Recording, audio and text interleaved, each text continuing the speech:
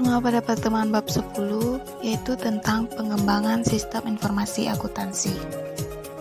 Yang pertama, perlunya pengembangan SIA. Terdapat 4 alasan pokok suatu SIA harus berubah dan berkembang, yaitu yang pertama, pengembangan teknologi, pengembangan ilmu komunikasi, pengembangan lingkungan internal bisnis perusahaan, dan yang keempat, pengembangan lingkungan eksternal bisnis perusahaan.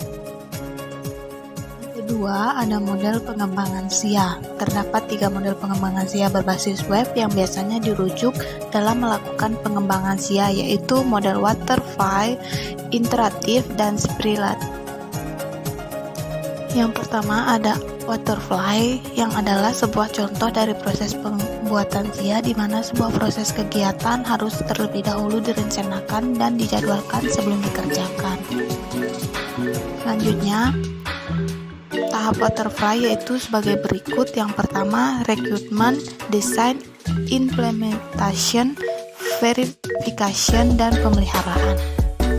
Dan yang kedua ada model interaktif, adalah sebuah contoh dalam proses pembuatan SIA di mana sebuah proses kegiatan harus terlebih dahulu direncanakan dan dijadwalkan sebelum dikerjakan dengan teliti. Dan ada pun tahapannya. Yang pertama ada tahap perencanaan awal, dan yang kedua perancangan, yang ketiga analisis dan desain, dan yang keempat testing, yang kelima evaluasi, dan yang keenam kebutuhan, implementasi, dan yang terakhir penyebaran.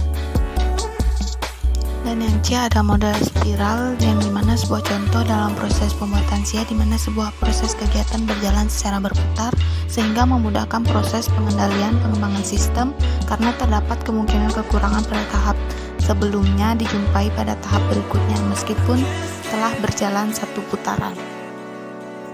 Dan selanjutnya ada tahap spiral terbagi menjadi 4, yaitu yang pertama tentukan tujuan alternatif dan kendala, dan yang kedua evaluasi alternatif, identifikasi dan atasi resiko, dan yang ketiga pengembangan dan verifikasi level berikutnya, dan yang terakhir rancangkan fase berikutnya.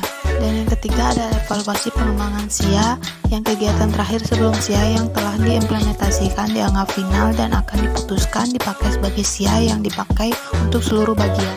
Selanjutnya ada 4 tahap sebelumnya, yaitu tahap menentukan strategi dan model bisnis baru sebagai dasar pengembangan SIA, yang kedua tahap menentukan tujuan dan teknologi SIA yang diharapkan, yang ketiga tahap evaluasi berbagai alternatif, yang terakhir tahap evaluasi akhir SIA.